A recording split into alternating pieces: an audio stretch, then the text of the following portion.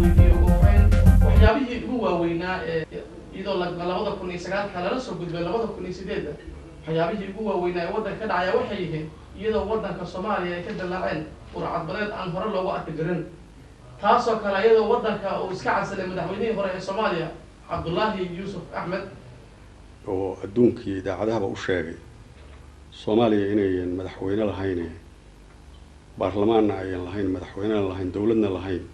ee dad cadow soo dhoodhoobay ay yihiin waxa ku amar ku taagleeya Soomaaliya oo iyagu waliba waxay ka yihiin la arag cadowga Itoobiya oo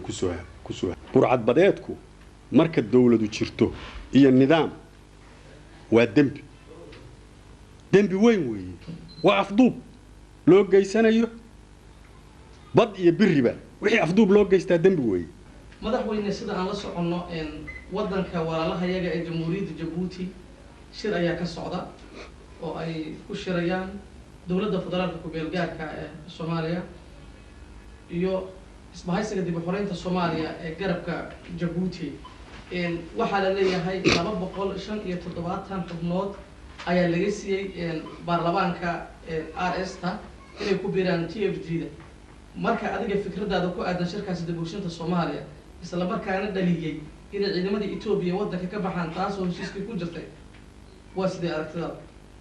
marka waraysa waxaan qabaa ciidamada Itoobiya dalka waxay uga baxeen dagaalkii lagu qaaday ee muqaawamada Soomaaliyeed ay ku qaaday ee hadda aan tilmaamayay ee uga bixin heshiis la gaari kale heshiisku wuxuu ahaa inay ka dhigtaan shaabad iyo marmarsiyo sababtoo ah dawlad anigu uma aqoonsani nimanka Tigreega soo hogaamiyay oo dalka soo galiyay oo Cabdullaahi Yuusuf madaxda u ahaa